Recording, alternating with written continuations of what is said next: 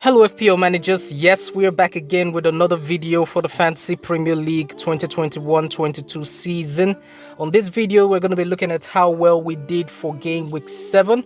We're going to look at how well we did in our prediction league as well. And then we're going to look at our transfer plans for game week 8. If you're new to the channel, please don't forget to like and subscribe on the video. It's a new channel and it's going to help us out a lot, so I'd really appreciate that. It's going to be a short one today, so we're going to get straight into business. So this is how we set up for game week 7. We had Sanchez in goal, Williams, White, Martial in defense, Gray, Sarr, Jota and Salah made up our midfield. Antonio, Lukaku and Jimenez was our forward lineup. On the bench we left Backman, Allen, Trent Alexander-Arnold and Livramento. Yes, and then unfortunately for us, Williams didn't start. He didn't even come in for the Norwich and Burnley game. So he didn't get us any points, but we had Livramento coming in from the bench with 4 points against Chelsea, so that was really well appreciated. Also with Sanchez and White, Arsenal and Brighton kept a clean sheet, so got the 7 points for White and the 6 for Sanchez. Martial didn't get any attacking points and he didn't keep any clean sheets, but he at least got a bonus point, so that was 3 points from him. Also in midfield we had Gray and Sarr, who didn't get us any points, just the appearance points for Gray, 2 points, Sarr with just a single point. Salah came in with the goal and assist against Manchester City. I didn't expect him to do anything in that game. I mean, City's defense has been quite good for the entirety of the season so far, so it's really appreciated to see that Salah can turn up even in the big games this early in the season. Jota didn't get us any attacking returns, just the appearance points, 2 points from him. Jimenez finally doing so well for us. He got 2 assists in the Wolves game. Antonio didn't yield any points, just the 2 points, as well as Lukaku, who also was our transfer for game week 7. He was also our captain, so his appearance points doubled up to 4. So that was a total of 54 points. On the bench we only had Allen with the 2 points. The rest of them, Trent and Williams, had to drop to the bench because they didn't feature in game week 7. So 54 points was our result for game week 7. That brings us to a total of 470 points in total this season. Our overall rank is just outside the top 100k. We're at 130k at the moment, and I'm expecting that we're just one very good game week away from breaking into that top 100k finally.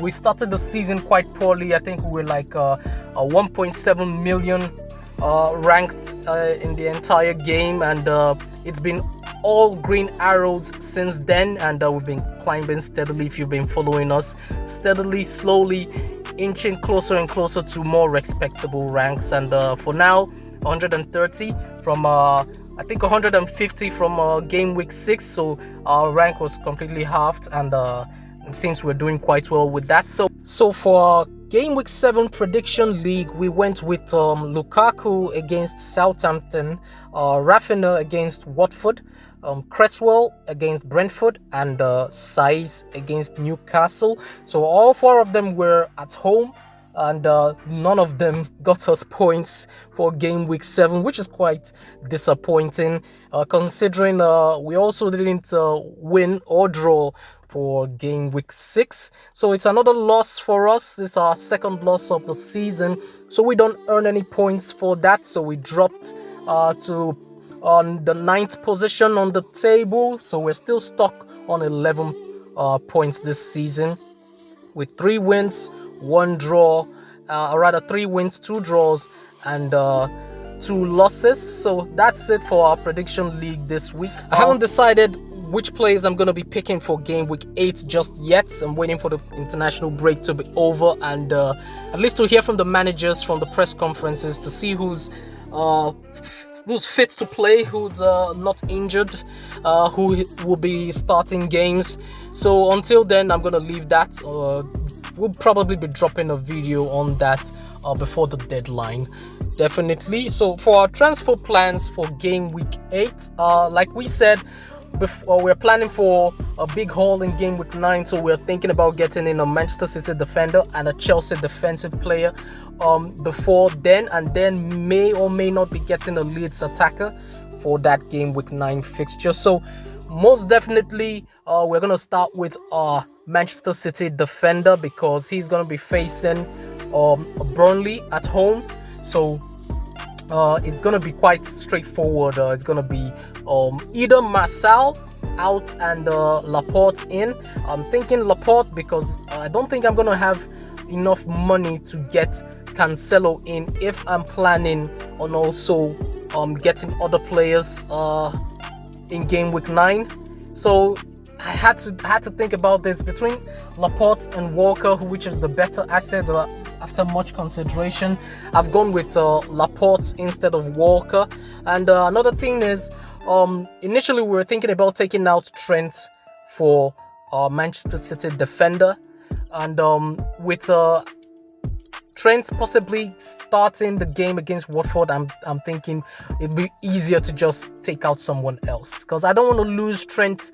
Especially if he's fit. He's more like a midfielder, really, because of how much of an attacking threat that he is. So if he's fit, if he's confirmed fit and ready to start the game against Watford, then I'm most definitely keeping Trent in my team, and I don't think I'm going to be selling him, honestly. If he's fit, he's staying, and if he's staying, then probably Martial is going to be the guy who we sell because of funds. Because at least Martial is 4.6 and White is 4.4, so that extra 200k rather would help us get the players that we need.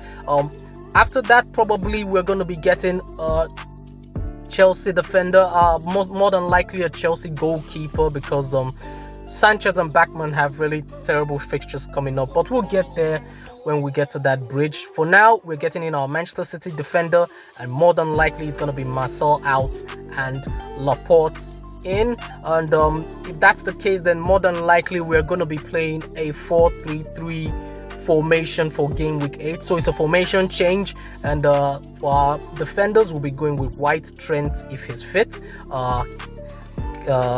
Laporte, and with Romento, with Sanchez, who's facing Norwich, as our goalkeeper. And then our 3 midfield players will be Jota, Salah, and Gray, with Antonio, Jimenez, and Lukaku completing the team. So that's what I'm thinking for now. The closer we get to the game week, the clearer it's going to be. I'm going to be dropping a video which explains not just our game week 8 transfers, but our transfers that could range up till game week 15. I'm going to break that down and explain why I've decided to go with such an expansive plan.